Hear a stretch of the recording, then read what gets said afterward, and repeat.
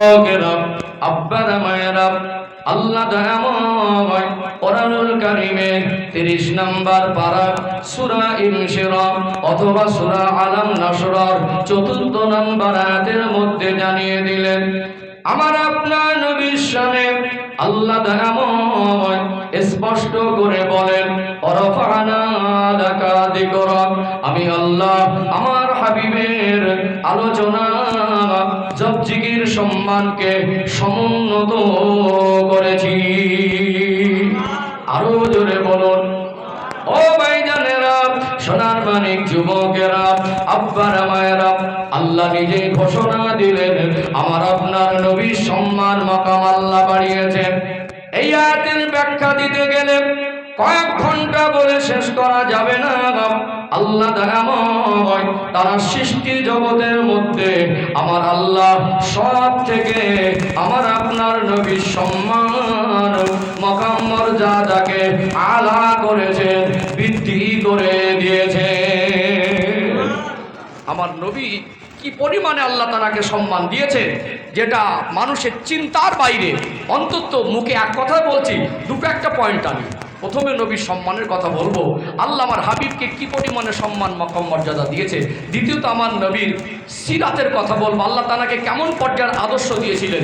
তৃতীয়ত আল্লাহ আমার নবীকে কেমন জ্ঞানে গুণান্বিত করেছিলেন, এটা পরিষ্কার করবো ইনশাআল্লাহ। তার সাথে সাথে আমাদের জীবন শোধরানোর পন্থাগুলো আমরা এখান থেকে খুঁজে নেবো ইনশাআল্লাহ।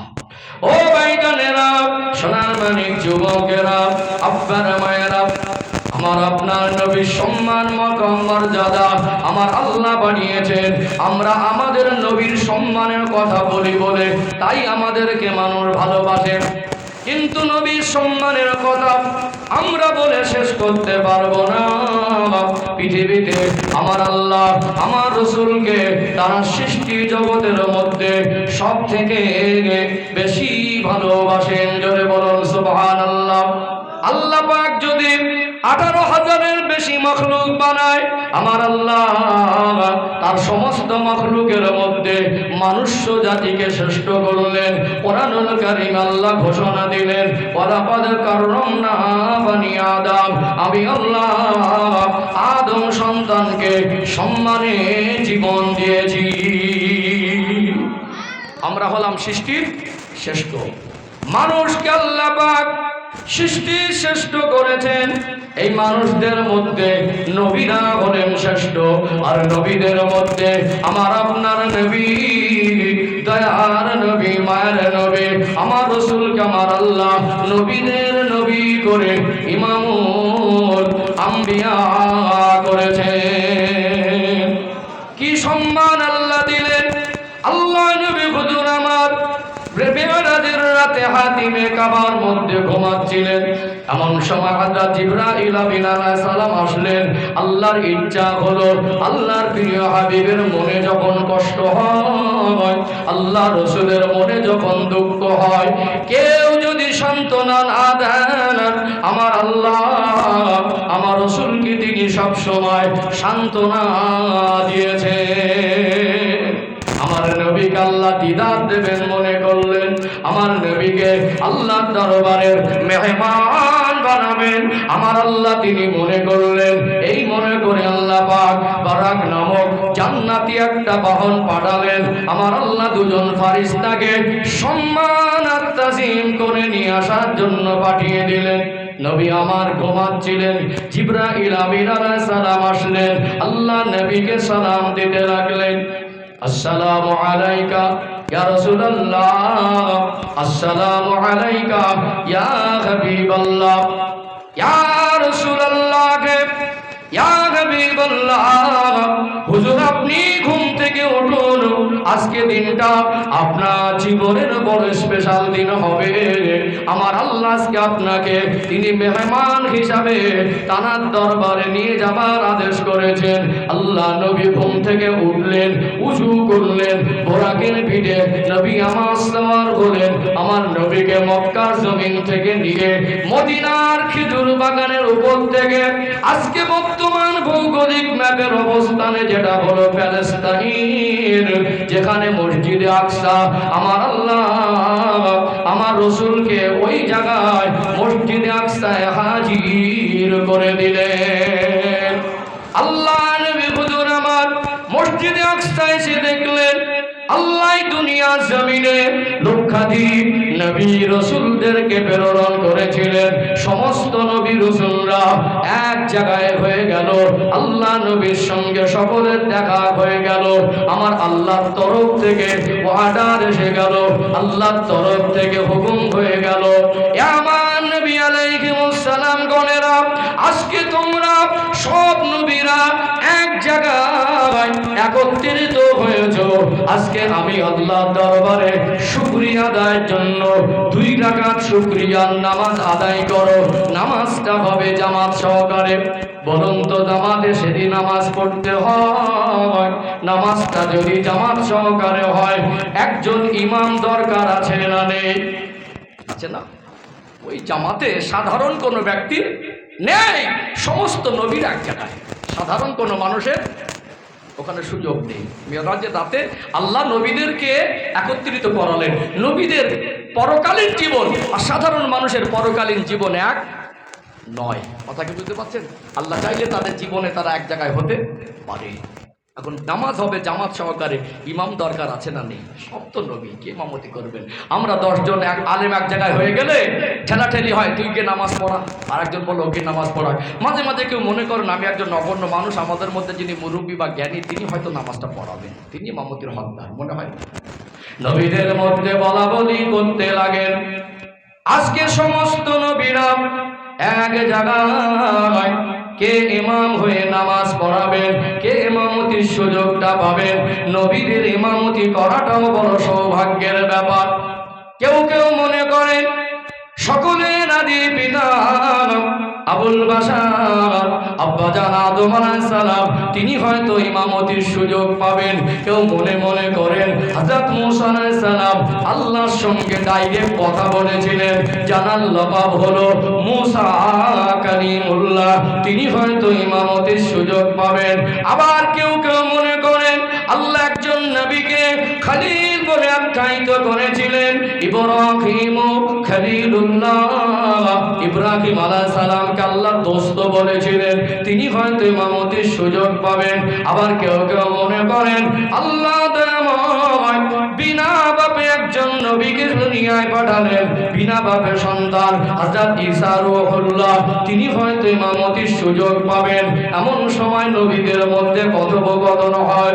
আমার আল্লাহ দয়াময় আমার আপনার নবীকে কি সম্মান কি মাকাম দিলেন, আমার আল্লাহর তরফ থেকে অর্ডার এসে গেল। আল্লাহ আওয়াজ দিয়ে বলেন, ও ফেরেশতা জিবরাইল, আমার প্রিয় হাবিবকে আপনি বলে দেন তিনি যেন ইমামতির জায়গায় গিয়ে ইমামতি করে নামাজটা পড়ান। সিগন্যালটা ছিল গ্রিন সিগন্যাল।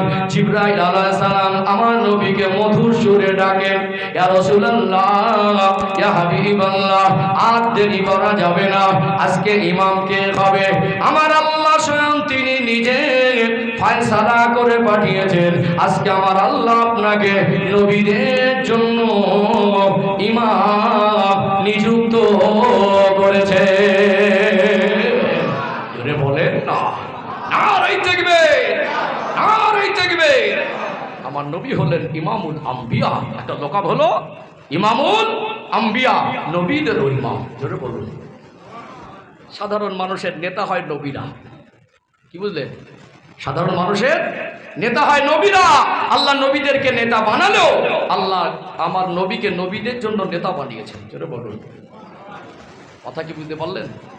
সম্মান এমন এক পর্যায়ে সম্মান দিয়েছেন, সৃষ্টি জগতে আল্লাহ অত ভালো আর কাউকে বাসেন না। সৃষ্টি জগতের মধ্যে আল্লাহর কাউকে এত সম্মানিত করেননি। সেই নবীর উম্মাত হওয়াটা এটা আমাদের সৌভাগ্যের ব্যাপার, কিন্তু আমরা কদর বুঝিনি, আমরা নিজেকে নিজে ভাবিনি, আমরা আমাদের মান মর্যাদাটুকু নিজেরা জীবনে মূল্যায়ন করতে শিখিনি, যার কারণে আমাদের গাড়ি বাড়ির উন্নতি হচ্ছে, জামা কাপড় আপডেট হচ্ছে, আমাদের মনুষ্যত্বগুলো খারাপ হয়ে যাচ্ছে।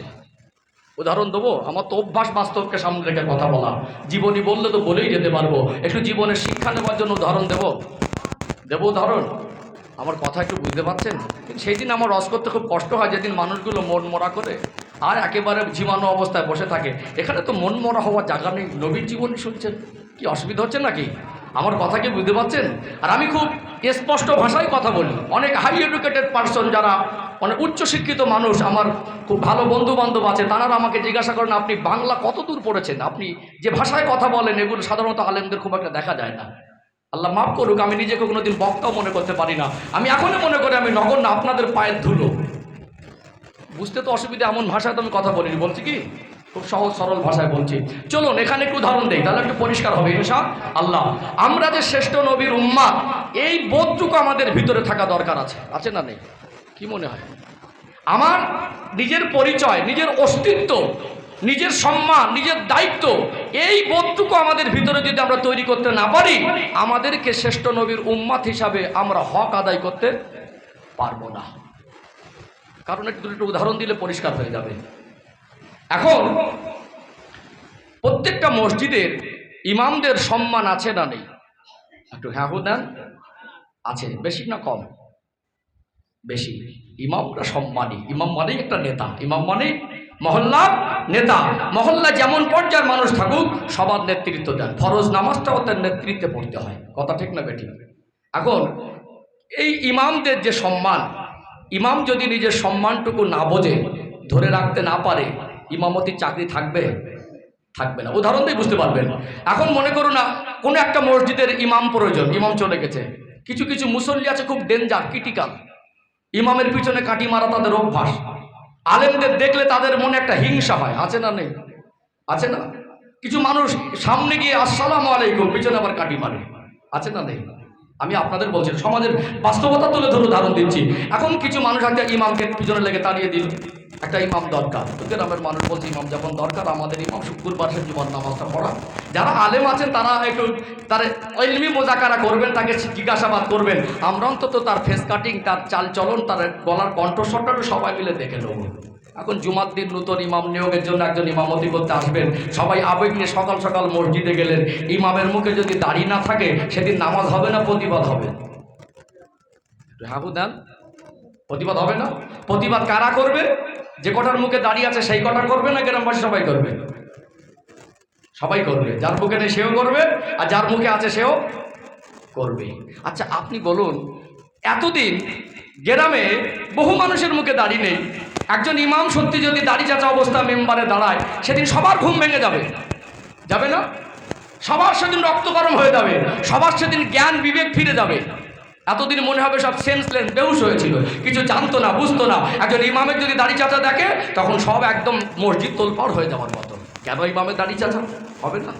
আপনাদের কি মনে হয় ইমামের উপরে হুকুম আলাদা, সাধারণ মানুষের উপরে হুকুম আলাদা নাকি? আমার কথা কি বুঝতে পারছেন? মগজে কি ঢুকছে?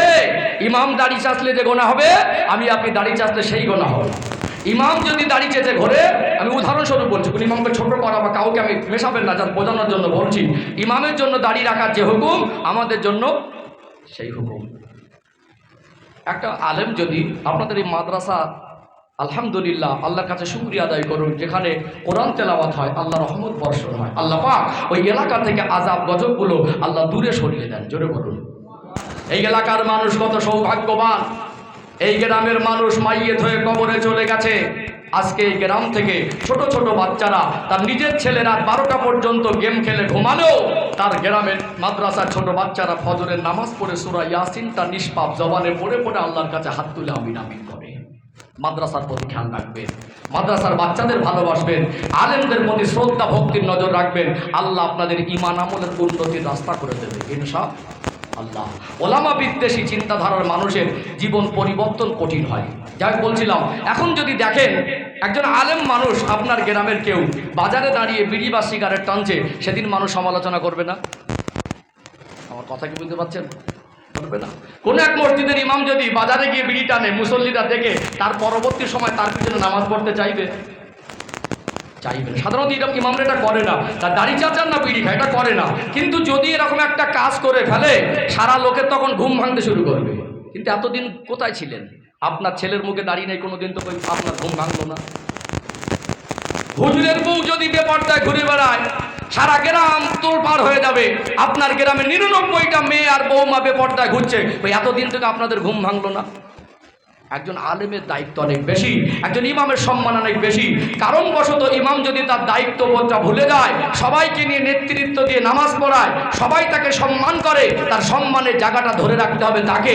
সে যদি পা পিছলে যায়, সে যদি ভুল করে, সে যদি সমাজে দাঁড়িয়ে চেঁচে বা বিড়ি খায় বা মদের হাত গেলা হাতে নিয়ে ঘোরে, তার মেয়ে আর তার স্ত্রী যদি পর্দা না করে, সমাজে তার গ্রহণযোগ্যতা থাকবে না। তার দায়িত্ব জায়গা থেকে তার ভিতরে তার নিজের সম্মানটুকু ধরে রাখার দায়িত্ব আছে না নেই? আচ্ছা বলুন তো, ইমামের পরিচয় বড় না শ্রেষ্ঠ নবীর উম্মতের পরিচয় বড়? কথাগুলো বুঝবেন, ওদের অনেক রকম কোয়ালিটি আছে। আমি আবারও বলছি, আমি আপনাদের মন জয় করার জন্য কথা বলি না।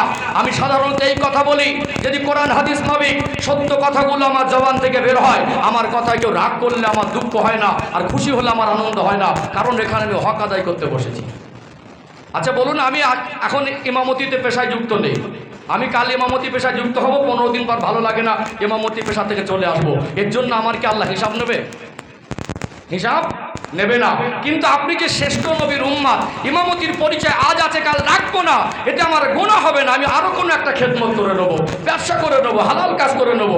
ইমামতি করতেই হবে, এটা শরীয়তে সবার উপরে, সব আলেমদের উপর আল্লাহ ফরজ করে দিয়েছে কি? মন চাইলে ইমামতি করবে, মন চাইলে মাদ্রাসায় পড়াবে, মন চাইলে ব্যবসা করবে, মন চাইলে দিনের খেদমত করবে, তার আলাদা প্ল্যাটফর্ম আছে না নেই? কিন্তু আপনি আজ ইমাম আছে, কালকে সে ইমাম নাও থাকতে পারে, ইমামের পরিচয়টা নাও বহন করতে পারে। আপনি শ্রেষ্ঠ নবীর উম্মত আজ আছেন, কালকে বলতে পারবেন আমি শ্রেষ্ঠ নবীর উম্মত আর থাকতে চাইনি, আমি অন্য কিছু হয়ে যাব, বলার ক্ষমতা আছে? কথা কি মগজে ঢুকছে? ইমামতির পদ বাদ গেল তার গুনাহ হবে না, আর শ্রেষ্ঠ নবীর উম্মতের খাতা থেকে বাদ গেলে সে বেঈমান হয়ে যাবে, কাফের হয়ে যাবে, তার জন্য জাহান্নাম ওয়াজিব হয়ে যাবে, তার জন্য জান্নাতটা হারাম হয়ে যাবে। কথা ঠিক না বেঠিক? কোনটার দায়িত্ব বেশি? কোন সম্পর্কের গুরুত্ব বেশি? উম্মতের গুরুত্বটা বেশি না? উম্মতের গুরুত্ব বেশি। তাহলে সেই শ্রেষ্ঠ নবীর উম্মত হয়েও কি উচিত আমাদেরকে নামাজ ছেড়ে দেওয়া? সেই শ্রেষ্ঠ নবীর উম্মত হয়ে কি আমাদের উচিত আমরা হারাম উপার্জনের দিকে লালায়িত হয়ে হারাম জিনিসের প্রতি ঝুঁকে গিয়ে লটারির দোকানে লাইন দেওয়া? সেই শ্রেষ্ঠ নবীর উম্মত হয়ে কি আমাদের কি উচিত আমাদের ঘরের মা বোনদেরকে ফ্যাশন আর মডার্নগিরি দেখাতে গিয়ে বেপর্দায় ঘোরানো? আমার কথা কি মগজে ঢুকছে? অজের ক্যাটাগরি আছে বাবা। হ্যাঁ, ভাববেন ইমামতির দায়িত্ব থাকা অবস্থায় একটু যদি টালমটাল হয়, তার মনে ইমামতি চাকরি চলে যায়। আপনি শ্রেষ্ঠ নবীর উম্মত, আপনার ভিতরে বিবেকটা জাগ্রত করুন। এক একটা পরিচয় আছে, এই পরিচয় যখন আমরা পেয়েছি, এটা আমাদের জীবনের বড় সৌভাগ্য। জোরে বলুন, কদর করুন। সম্পর্ক রাসূলুল্লাহর সঙ্গে নিয়ামতের শুকরিয়া আদায় করুন। আল্লাহ কাফের না করে, জালেম না করে, মুশরিক না বানিয়ে, বেঈমানের ঘরে না পাঠিয়ে, কুকুর আর বাঁদর না করে আল্লাহর অফুরন্ত দয়া আল্লাহর প্রিয় হাবিবের আল্লাহ উম্মত করেছেন। আমাদের উচিত সেই নবীর আদর্শটাকে বুকে জাগা দেওয়া, আমাদের উচিত সেই নবীকে ভালোবেসে জীবনটাকে অতিবাহিত করা। আমাদের উচিত আমাদের নিঃশ্বাসে, বিশ্বাসে, চলনে, বলনে, ভঙ্গিতে, চলাতে, ফেরাতে, লেবাসে, পোশাকে, খাওয়াতে, ঘুমেতে, ব্যবসাতে, বাণিজ্যতে 24টা ঘন্টা নবীর সুন্নাত আঁকড়ে ধরে রাখা। কথা ঠিক না বেঠিক? কথা কি বুঝতে পারছেন? নবীরা দাবি করছেন, আল্লাহ আমাকে নবী না বানিয়ে আপনার হাবিবের উম্মত বানান, আমরা সৌভাগ্য মনে করব। আর আমরা মদের দোকানে লাইন দিচ্ছি। নবী দিবস 24 ঘন্টা এরকম আজ শুনবেন, 365 দিন নবী দিবস দেবেন। যদি আপনার জীবনে সুন্নাত জীবিত করতে না পারেন, আপনার এই ভাঙাচোরা হৃদয় যদি নবীর ভালোবাসার নিম্নতম জায়গা দিতে না পারেন, আপনি যদি নামাজি হতে না পারেন, 365 দিন জলসা দিয়ে সারা গ্রাম লাইটিং করে দুটো বড় গরু জবাই করে তাবারক খেয়েও জান্নাতে যাওয়া কঠিন হয়ে যাবে। হক কথা বলছি, আপনার যদি কষ্ট লাগে তো আমার কিছু করার নেই। কষ্ট পেলেন নাকি? রাগ করছেন? তাহলে এই বিবেক, নিজের দায়িত্ববোধটা ভুলে গেছি, এটা প্রথম কথা। আমরা নিজের দায়িত্ববোধটা ভুলে গেছি না মনে রেখেছি? দায়িত্ববোধটা, আমি যে শ্রেষ্ঠ নবীর উম্মত, এই পরিচয়টা যে কত বড়, এই জিনিসটা আমাদের মাথায় নেই। কথা ঠিক বলছি না ভুল বলছি? চলুন আর এক ধাপ আগে বাড়ি। সময় থাকলে না ওয়াজ দিনে 2 ঘন্টা করা যায়, কিন্তু আমার আজকে পিছনটা না আছে। আমি যেভাবে গতিতে যাব বলছি, আর এমন এক জিনিস তাড়াহুড়ো করে ঠেলে ঠুলে একটা মেকআপ করে দিলাম যে 2 ঘন্টার কাজ 1.5 ঘন্টা ঠেলে দিলাম, এ তো বুঝে নেওয়া বোঝানোর ব্যাপার নাকি? কি মনে হয়? ঠেলে দুমড়ে মুমড়ে পার করে দিলাম, আমার ফুরন এতটা বলতে হবে তাই বলেই দিলাম, থামলাম না, বুঝলো কি না বুঝলো দেখার দরকার নেই। এটা তো মজলিস না, আলেমের সহবাতে বসে অনুতপ্ত হওয়া, কথা ঠিক না ব্যাটি? ও ভাইজানেরা, সোনার মানিক যুবকেরা, আব্বারা মায়েরা, সারাদিনের শেষে বিছানায় গিয়ে মাথা দিয়ে ভাববেন, ঘুম ভাঙে তো না হয়তো বড়কাল আল্লাহর ডাক এসে যাবে। ফাইদা জাআ আজালুহুম লা ইস্তাখিরুনা সাআতাও ওয়া লা ইস্তাকদিমুন। আল্লাহ বলেন, বান্দা বান্দে ইন্তেকালের সময় হয়ে গেলে সামান্য যারা 1 সেকেন্ড সময় আগে পিঠে হয় না। কি নিয়ে যাব? জীবন পরিবর্তন করুন, চেহারা যেমন হোক, দেখতে যেমন হোক, গাড়ি আর বাড়ি যেমন হোক, খাবারটা যদি বিরিয়ানি না হয়ে ডাল ভাত হয়, খাবারটা যদি গোস্ত ভাত না হয়ে পান্তা ভাত হয়, হালাল রুজি উপার্জন করুন। 10,000 টাকা 5,000 টাকার জামা না হয়ে যদি তালি দেওয়া ছেঁড়াও জামা হয়, ওটা সুন্নাত তরিকায় পরণ করুন। ও ভাইরা বাবাদেরা, যদি তাল পাতার ছাউনিও হয়, 2 তলা 3 তলা building, AC marble tiles premium কোয়ালিটির রং যদি নাও থাকে, তাল পাতার ছাউনির নিচে যদি ঘুমাতে পারেন, আপনার অন্তরে আপনার হৃদয়ে আমার আপনার নবী, দয়ার নবী, মায়ার নবীর ভালোবাসা যদি জাগা দিতে পারেন, এই ভালোবাসাটা আল্লাহ দয়ার জান্নাত পর্যন্ত পৌঁছে দেবে। আরো জোরে বলুন, নবী আমার সোনা জবানে বলেন, মান আহাব্বানি ফাকাদ আহাব্বাহুল্লাহ। যে ব্যক্তি আমি নবীকে ভালোবাসলো, ওই ভালোবাসাটা শুধু আমি নবীর ভালোবাসা নয়, ওটা আল্লাহ পাকের ভালোবাসা হয়ে যায়। আল্লাহ পাক পৃথিবীর মানুষকে জানিয়ে দিলেন, দুনিয়ার মানুষ তোমরা যদি মনে করো আমি আল্লাহর সঙ্গে তোমাদের ভালোবাসা স্থাপন করবে, ওই মানুষটা পৃথিবীর জমিনে সব থেকে বড় সৌভাগ্যবান।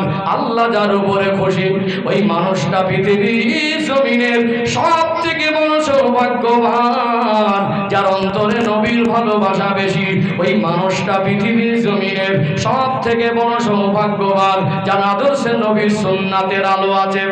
ও ভাইজানেরা, আল্লাহ পৃথিবীর মানুষকে শিক্ষা দিলেন, জানিয়ে দিলেন যে তোমরা হয়তো মনে করো আল্লাহর সঙ্গে ভালোবাসা স্থাপন করা ছাড়া জান্নাত নয়, নবীর ভালোবাসা ছাড়া, নবীর আদর্শ মেনে নেওয়া ছাড়া আল্লাহর রেজামন্দি হাসিল না হলে জান্নাতে যাওয়া যাবে না। তোমরা যদি মনে করো আল্লাহ সন্তুষ্টি চায়, আমার আল্লাহ আমার নবীকে এত বেশি ভালোবাসেন, আল্লাহ কোরআনুল কারীমের 3 নম্বর পারা সূরা আলে ইমরানের 31 নম্বর আয়াতে জানিয়ে দেন, কুল ইন কুনতুম তুহিব্বুনাল্লাহ ফাত্তাবিউনি ইউহিব্বুকুমুল্লাহ। আমার হাবিব আপনি বলে দেন, পৃথিবীর কোন মানুষ যদি সে মনে করে আল্লাহর সঙ্গে ভালোবাসা স্থাপন করতে চায়, আল্লাহ জানিয়ে দিলেন ফাত্তাবিউনি, তারা যেন আপনার ইত্তেবা করে, আপনার কথা মতো চলে, আপনার অনুসরণ করে। আপনার অনুসরণ করলে, আপনার ইত্তেবা করলে, ওই ইত্তেবা অনুসরণটা আমি আল্লাহর ভালোবাসা হয়ে যাবে। জোরে বলেন না, নারে তাকবীর। আল্লাহ পাক কোরআনুল কারীমের 21 নম্বর পারায় সূরা আল আহজাবের 21 নম্বর আয়াতে জানিয়ে দিলেন, লাকাদ কানা লাকুম ফি রাসূলিল্লাহি উসওয়াতুন হাসানা। আমার হাবিবের মধ্যে রয়েছে তোমাদের জন্য উত্তম আদর্শ। দুনিয়ায় মানুষ কার মতো করে খাবে, কার মতো করে ঘুমাবে, কার মতো করে চলবে, কার মতো করে বলবে, কাকে অনুসরণ করবে, আমার আল্লাহ আমার রাসূলকে রবিউল আউয়াল মাসে সোমবারের দিনে সুবহ সাদেকের সময় 12 তারিখে ভিন্ন মত ভিন্ন কিতাব এসেছে। আমার আল্লাহ তাম সৃষ্টি জগতের জন্য রহমত স্বরূপ করে, রহমাতুল লিল আলামিন করে আমার আল্লাহ প্রেরণ করেছে। আরো জোরে বলুন, নবী আমার শুধু রহমত নয়, নবী হলেন নিয়ামত। নবী হলেন শিক্ষক, নবী হলেন রহমত। আল্লাহ পাক সাধারণ মানুষের জন্য আমার আপনার নবীকে শিক্ষক বানিয়েছেন। বলুন তো দেখি, শিক্ষকের থেকে কে ছাত্রের সম্মান মর্যাদা বেশি হতে পারে? পারে কি? ছাত্রের, শিক্ষকের সম্মান সবসময় ছাত্রের উপরে থাকে, থাকে না? ছাত্রের কিয়ামত পর্যন্ত পৃথিবীতে যত মানুষ জন্মগ্রহণ করবে আল্লাহ সকলকে আমার নবীর অনুসারী বানিয়েছেন। জোরে বলুন। আমার নবীকে আল্লাহ নেতা বানিয়েছেন, আমার নবীকে আল্লাহ শিক্ষক বানিয়েছেন। জোরে বলুন।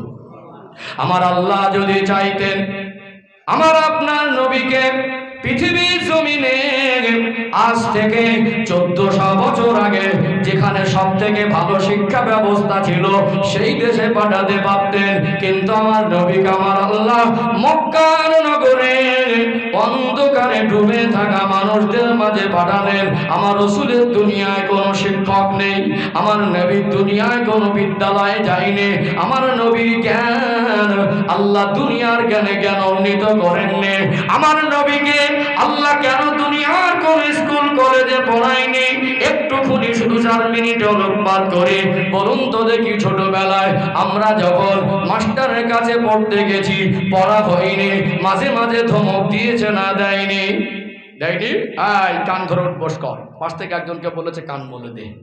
আল্লাহর প্রিয় হাবিবকে কেউ চোখ দেখাবে এটা আমার আল্লাহ চান নাই। জোরে বলুন। দেখবেন শিক্ষা গুরুকে সম্মান করতে হয়।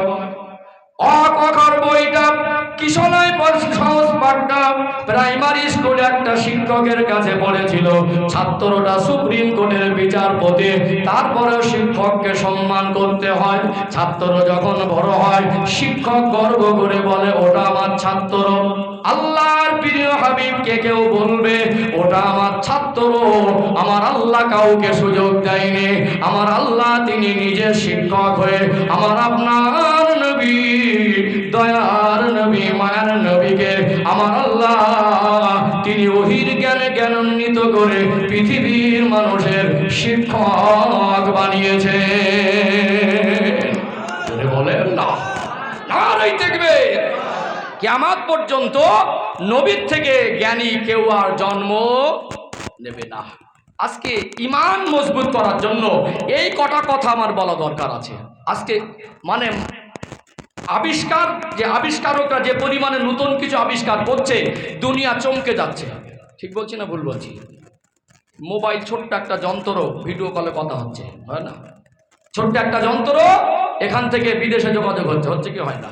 রকেট আবিষ্কার, ইন্টারনেট আবিষ্কার, স্যাটেলাইট আবিষ্কার, কম্পিউটার আবিষ্কার, এখন আবার new update version artificial intelligence AI, বিভিন্ন রকম ছবি দিয়ে বিভিন্ন রকম কথা বলানো যাচ্ছে, যাচ্ছে না? যাচ্ছে কি যায় না?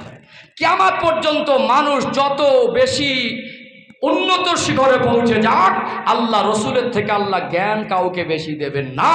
আল্লাহ তার প্রিয় হাবিবকে সব থেকে বড় বৈজ্ঞানিক বানিয়েছিলেন। জোরে বলুন, জোরে বলেন। একদিকে যেমন আবিষ্কারটা দেখছি নতুন নতুন কিছু হচ্ছে, অপরদিকে আমরা দেখছি চিকিৎসা বিজ্ঞান, মেডিকেল সায়েন্স অনেক উন্নত। একটা মানুষের চোখ তুলে আর একটা মানুষের চোখে লাগিয়ে দিচ্ছে, হচ্ছে না? হয় না? একটা মানুষের কিডনি নিয়ে আর একটা মানুষের কিডনিতে লাগিয়ে দিচ্ছে। এখন plastic surgery, open surgery, micro surgery, বিভিন্ন রকম অপারেশন হচ্ছে না? হয় না? দেন না।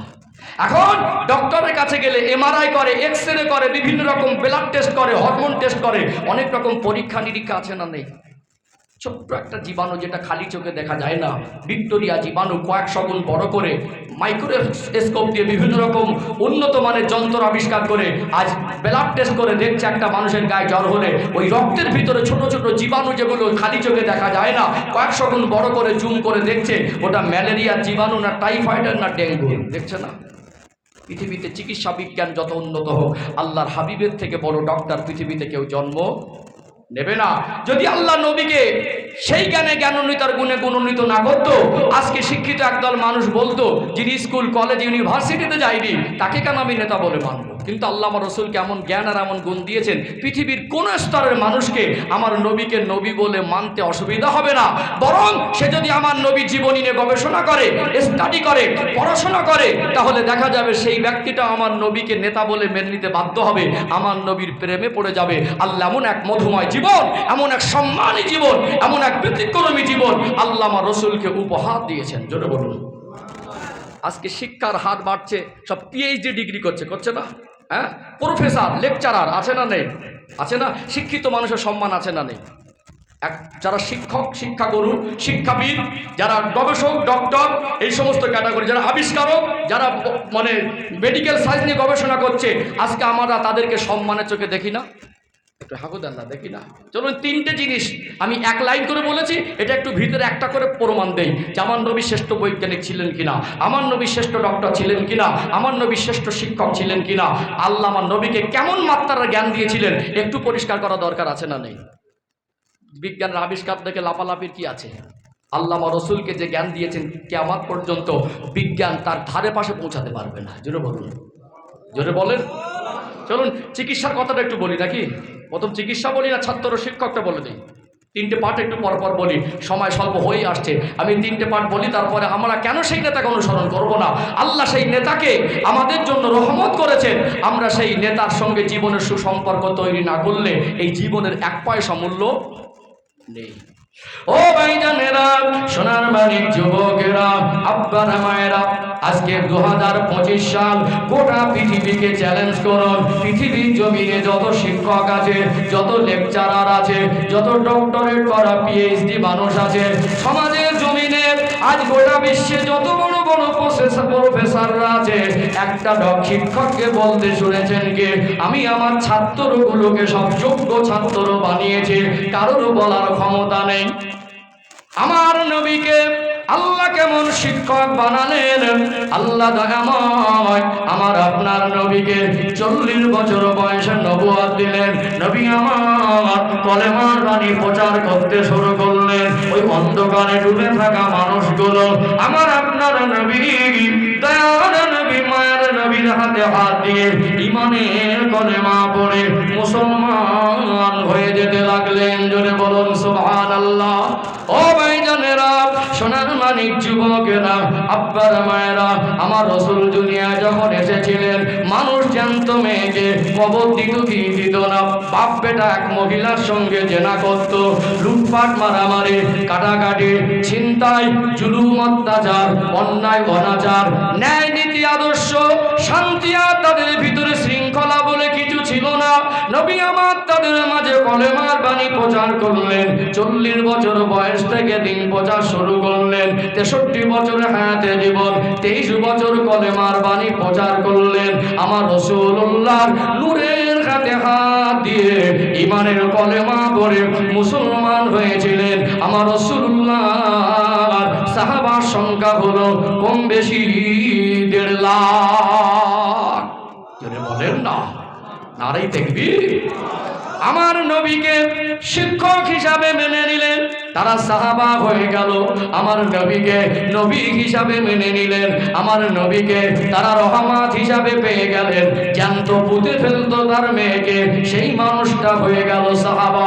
অন্ধকারে ডুবেছিল, আমার রসুলকে ভালোবেসে জীবন পরিবর্তন করার কারণে আমার আল্লাহ বেঁচে থাকা অবস্থায় বহু সাহাবাকে জান্নাতের সার্টিফিকেট দিয়েছে। আরো জোরে বলুন। আজকে কি পৃথিবীতে যত শিক্ষাবিদ আছে, যত প্রফেসর আছে, যত লেকচারার আছে, যত শিক্ষক আছে, এখান থেকে আমি চ্যালেঞ্জ ছুড়ে দিতে পারি, আমার রাসূলুল্লাহ 23 বছরের মেহনত করে 1.5 লাখ ছাত্রকে ঘোষণা দিলেন, আসহাবিকান নুজুম বিআইয়িহিম ইক্তাদাইতুম ইক্তাদাইতুম। আমার এক একটা সাহাবা হলো নক্ষত্রের সমতুল্য, আমার এক একটা ছাত্র হলো নক্ষত্রের সমতুল্য। কোন একজন সাহাবার জীবন আদর্শ যদি ফলো করো, হেদায়েত পেয়ে যাবে। বলেন না, 1.5 লাখ সাহাবাকে নবী ঘোষণা দিলেন, আসহাবিকান নুজুম বিআইয়িহিম ইক্তাদাইতুম ইক্তাদাইতুম। আমার এক একটা সাহাবা নক্ষত্রের ন্যায়। জোরে বলুন।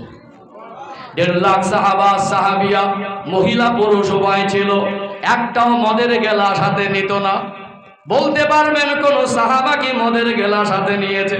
1.5 লাখ সাহাবা ছিল, কেমন ভাবে ছাত্রদেরকে শিক্ষা দিলেন, কেমন নিয়ামতি শিক্ষক পেলেন, কেমন রহমতের নবী পেলেন, যে নবীর পূর্ণিমা চাঁদের মতো নূরানি চেহারা দেখে তারা পাগল দেওয়ানা হয়ে যেত, যে নবীকে জান প্রাণ দিয়ে কলিজা দিয়ে ভালোবাসত আর বলতো বিয়া বিয়ান্তা ইয়া রাসূলুল্লাহ, আমাদের মা বাপ আপনার কদমে কুরবান হয়ে যাও ইয়া রাসূলুল্লাহ, ইয়া হাবিবাল্লাহ, আমাদের জান লাগলে জান দেব, আমাদের মাল লাগলে মাল দেব, আমাদের শরীর লাগলে শরীর দেব, যদি পানিতে ঝাঁপ দিতে বলেন পানিতে ঝাঁপ দেব, যদি আগুনে ঝাঁপ দিতে বলেন আগুনে ঝাঁপ দেব।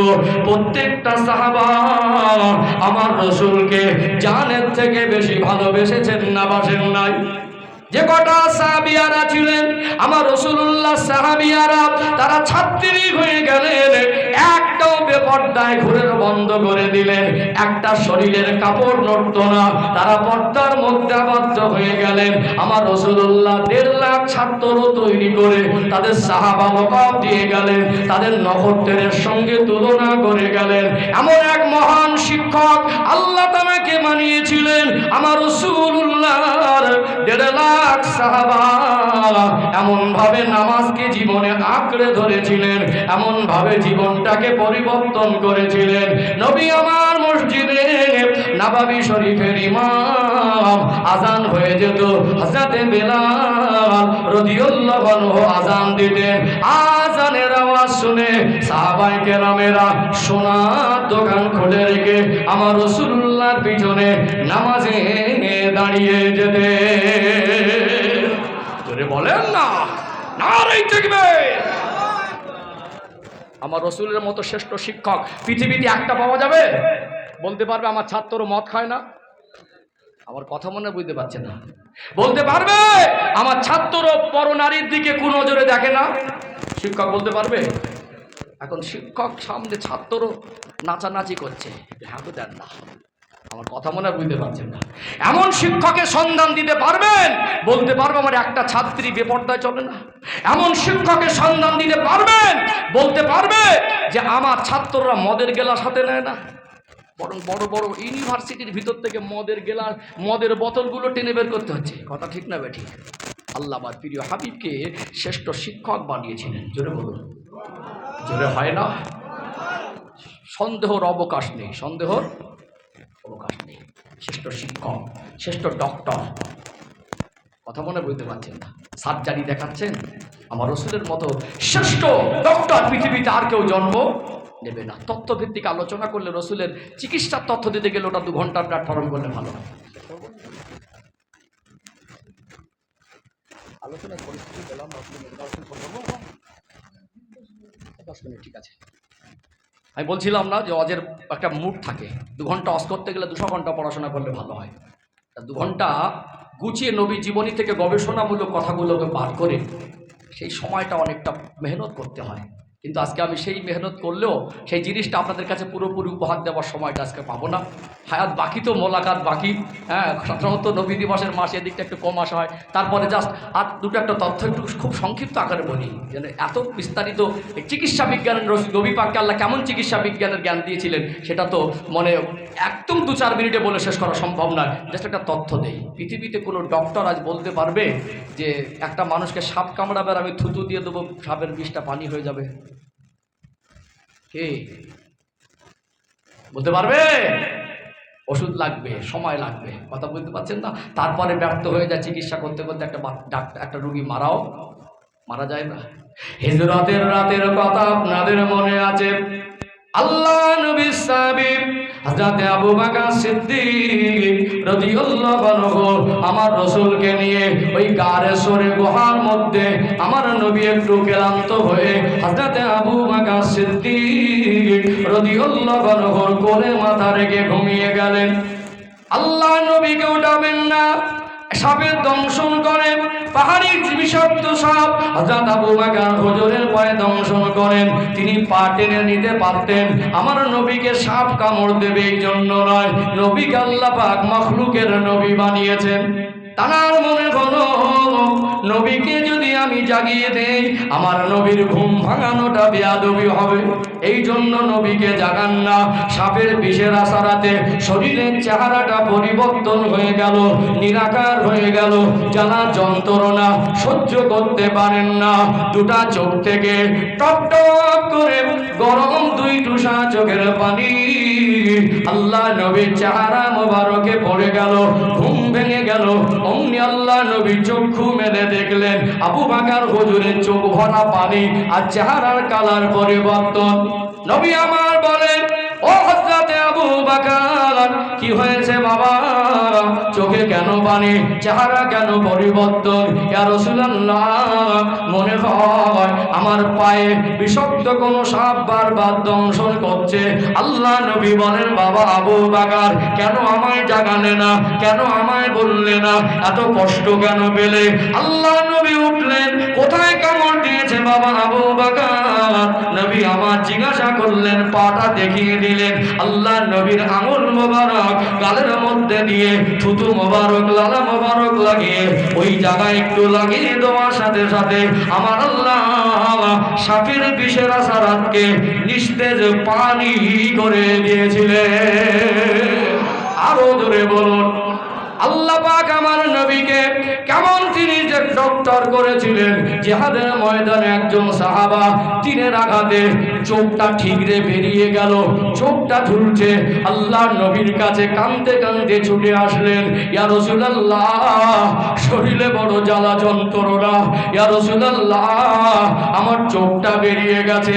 আল্লাহ নবী সঙ্গে সঙ্গে নূরানি হাতটা বাড়িয়ে দিয়ে ওই চোখটাকে নিয়ে চোখের জায়গায় বসিয়ে দেওয়ার সাথে সাথে আমার রাসূলুল্লাহর নূরানি হাতের ছোঁয়াতে আমার আল্লাহ ওই সাহাবীর চোখটাকে পুনরায় সুস্থ করে দিয়েছিলেন। আরো জোরে বলুন। চলুন এখানে আর একটা তত্ত্ব খুব সংক্ষিপ্ত আকারে দেই, আলোচনা দীর্ঘ, সময় সংক্ষেপ, এতটুকু বলি। বলুন তো, খাদ্য খাবার পরে থালা চেটে পরিষ্কার করে খাওয়াটা এটা কি আমার নবীর সুন্নাত নয়? আজকে একদল ফ্যাশন আর মডার্ন মনে করে খানা নষ্ট করা, খাবার নষ্ট করা শিক্ষিত হয়েছে, নবীর সুন্নাত গুলো ছেড়ে বাদ দিয়েছে। ফ্যাশন আর মডার্নগিরি দেখা দেখিয়ে চেয়ার টেবিলে বসে খাওয়া আর খাবার নষ্ট করাটা মনে করে ভীষণ একটা ভদ্রতা। নবী বললেন, খাবার খাবার পরে সাহাবারা পাত্রতা চেটে খাও। আল্লাহ নবী 63 বছরের জীবনে একটা মিথ্যা বলেন নাই, একটা অনার্থক কথা বলেন নাই, একটা অর্থহীন কথা বলেন নাই। আজকে বহু পৃথিবীতে বহু বড় বড় ল্যাবরেটরিতে বহুবার পরীক্ষা করা হলো, কেন নবী আমার থালা ছেড়ে খেতে বলেছেন? আজকে চিকিৎসা বিজ্ঞান অবাক।